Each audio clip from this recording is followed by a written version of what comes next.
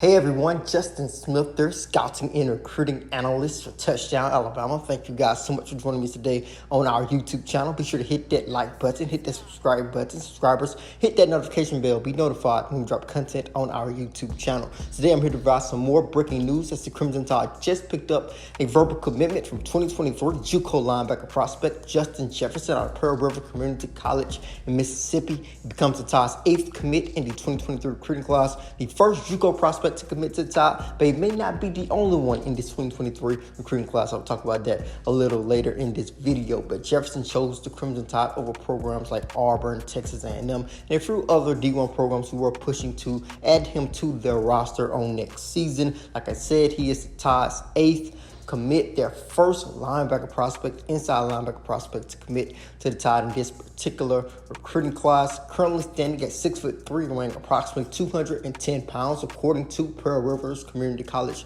current football roster. He's originally from Memphis, Tennessee, but he's playing his JUCO football at Pearl River Community College in Mississippi. With the being a JUCO prospect, you know the Crimson Tide are going to want him to come in and make an impact as soon as possible, which is something he may be called on to do when you take a look at Alabama's current linebacker depth. Henry To'oTo'o and also Jalen Moody are two guys who could move on at the end of next season. And when you look at the Crimson Tide's linebacker roster and the depth chart at that particular position, there are a lot of young guys behind those two prospects. And take a look at guys like DeMoy Kennedy, Deontay Lawson, Sean Murphy. So it's a mix of young guys at the inside linebacker group. So a guy like Justin Jefferson is a huge pickup for the Tide when we take a look at what the Crimson Tide could lose at the position at the end of next season. As far as what Justin Jefferson brings to the table, like I said, he currently stands at 6'3" and weighs approximately 210 pounds. Could stand add on maybe a couple of more pounds to continue to fill out his frame to make sure that he's able to play linebacker in the SEC. But there's so much to like about his game. First off, his speed has a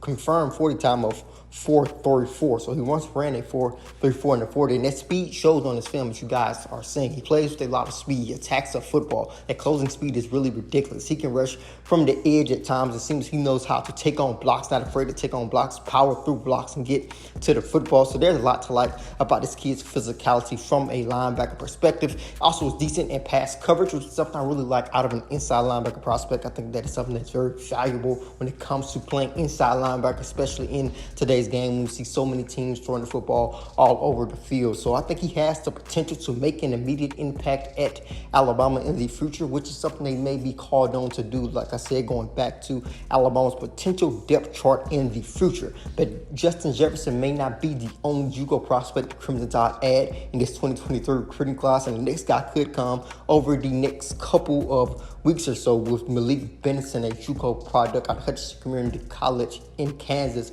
considering the Tide heading into his commitment decision on July 5th. He's an athletic, elite route runner who could come in and make an immediate impact at wide receiver. So the Tide really like him, hosted him for an official visit earlier this month. So we'll see how his commitment plays out when he announces that decision in July. Jefferson actually camped at Alabama a few weeks ago earlier this month as well. So he had an opportunity to show the Crimson Tide's coaching staff what he's able to do in person. But I think this is a significant get for the Crimson Tide in this 2023 recruiting class. Their class is continuing to grow at an increasingly fast rate, with them picking up 3 commitments now in this week alone. We add on Justin Jefferson with Brayson Hubbard and also Tony Mitchell. The Tide adding some talent to the defensive side of football early on in this 2023 recruiting class. They're continuing to recruit other positions like the offensive line. So many top targets announcing decisions on pretty soon. I think a lot of guys are going to announce their commitment dates as well, because a lot of these prospects want to